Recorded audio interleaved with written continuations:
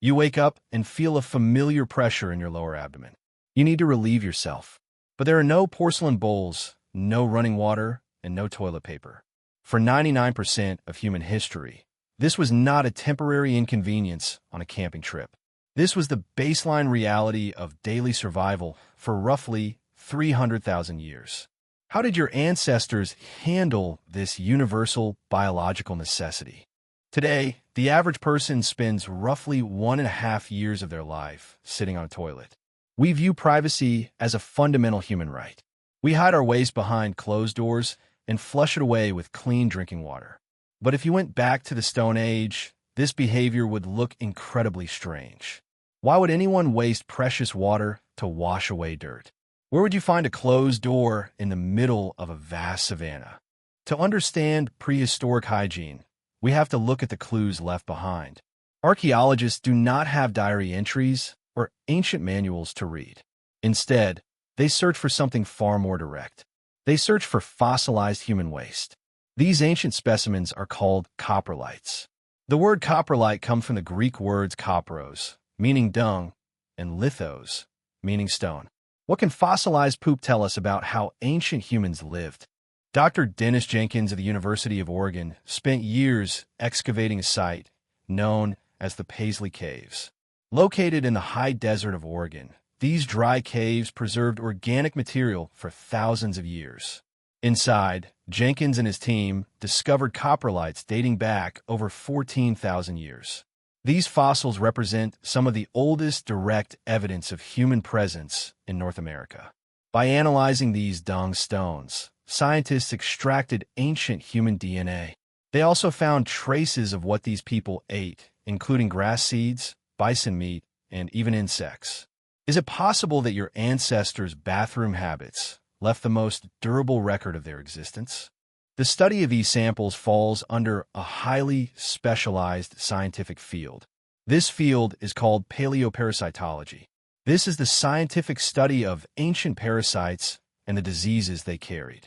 Dr. Piers Mitchell, a researcher at the University of Cambridge, uses microscopic analysis to search ancient waste for parasite eggs. He looks for whipworms, roundworms, and tapeworms. These parasites tell a vivid story of ancient health. If you lived in the Stone Age, your gut was likely home to a diverse ecosystem of organisms. Was this ecosystem actually beneficial to your survival? Let us reconstruct a typical morning in the life of a prehistoric hunter-gatherer. You wake up at dawn as the light first touches the savanna. The air is cool, and the campfire has died down to glowing embers. You feel the call of nature. You do not walk down a hallway to a private bathroom. Instead, you slip away from a sleeping group and head into the tall grass. How far do you need to go to find safety? You cannot walk too far from the camp. The wilderness is filled with predators that hunt in the dim light of dawn. Large cats and hyenas are active, and a lone human is easy prey. But you also cannot relieve yourself right next to where people sleep and eat. You find a spot a few dozen yards away, behind a dense thicket of shrubs. You squat down on the bare earth. You do not have the luxury of a seat. Your hips and knees are incredibly strong and flexible from a lifetime of walking and squatting.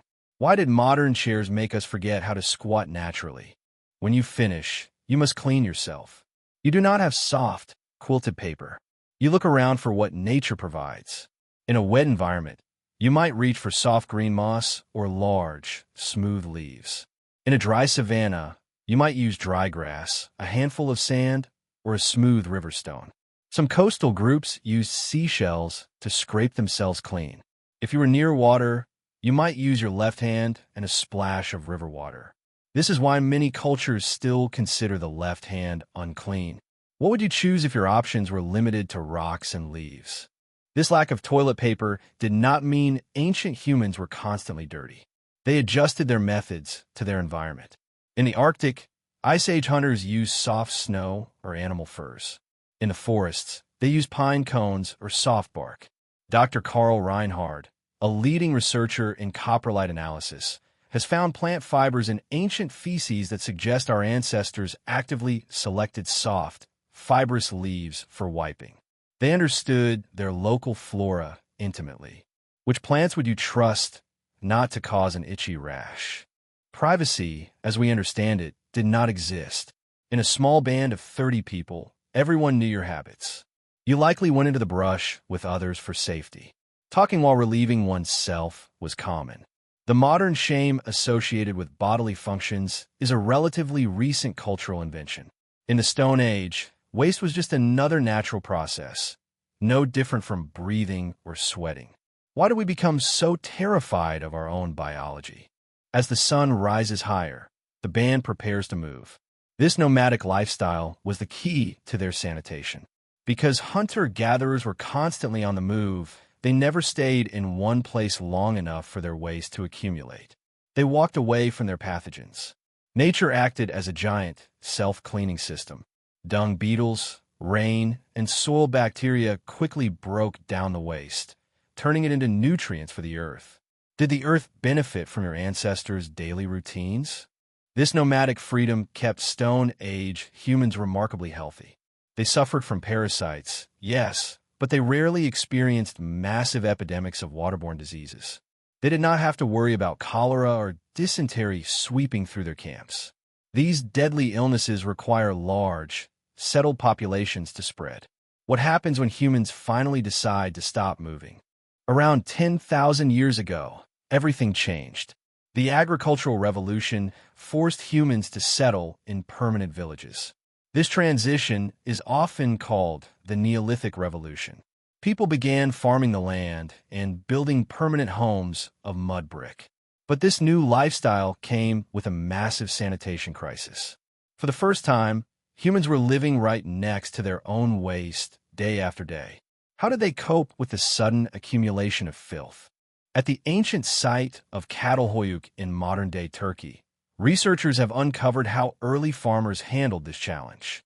Dr. Lisa Marie Shalito has studied the trash heaps, or middens, at this 9,000-year-old settlement. The word midden refers to an ancient trash pile that served as the neighborhood dump. The residents of Çatalhöyük built their houses packed tightly together with no streets. They accessed their homes through ladders on the roofs. Between the houses, they left open spaces for dumps.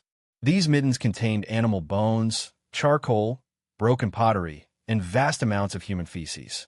Can you imagine living on top of a giant communal toilet? The air in these early cities must have been thick with the smell of decay. Without a system to transport waste away, pathogens quickly contaminated the soil and the water supply. Paleoparasitologists studying Çatalhöyük have found a massive spike in parasite infection rates compared to older hunter-gatherer sites. Whipworm eggs are found everywhere in the soil layers of the village. The transition to farming was a sanitary disaster. Was the promise of a steady food supply worth the price of constant sickness? The contrast between hunter-gatherer cleanliness and agricultural filth reveals a profound truth. The invention of the toilet was not a luxury. It was a desperate response to a crisis we created ourselves. We did not build sanitation systems because we loved cleanliness. We built them because our settled lifestyle would kill us without them. If you do not move away from your waste, you must find a way to make your waste move away from you.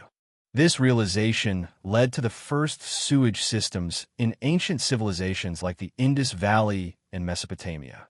But for the vast majority of human history, the average person simply lived with the dirt.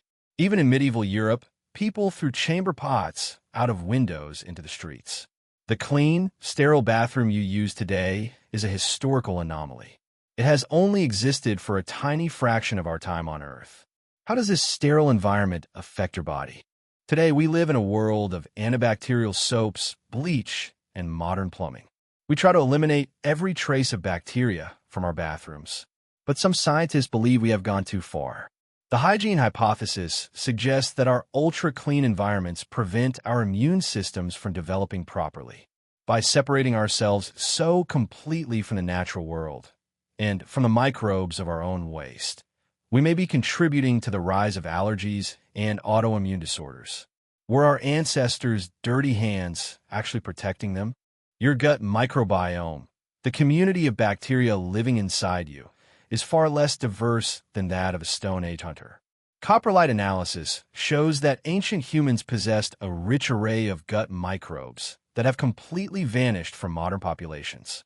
These microbes helped them digest tough plant fibers and boosted their immune defenses. We have exchanged a robust, diverse internal ecosystem for a clean, porcelain bowl. Was it a fair trade? As you sit in your warm, brightly lit bathroom today, scrolling on your phone, you are connected to a system of pipes and treatment plants that keeps you safe from disease. It is a marvel of human engineering, but your body still remembers the old ways. The natural urge you feel in the morning is the same urge that drove your ancestors out of their caves and into the damp morning dew. So the next time you wake up and feel a familiar pressure in your lower abdomen, take a moment to appreciate the quiet convenience of your morning. You do not have to watch the grass for predators. You do not have to search for a smooth stone or a handful of moss. You simply sit, flush, and walk away, leaving the ancient savanna far behind.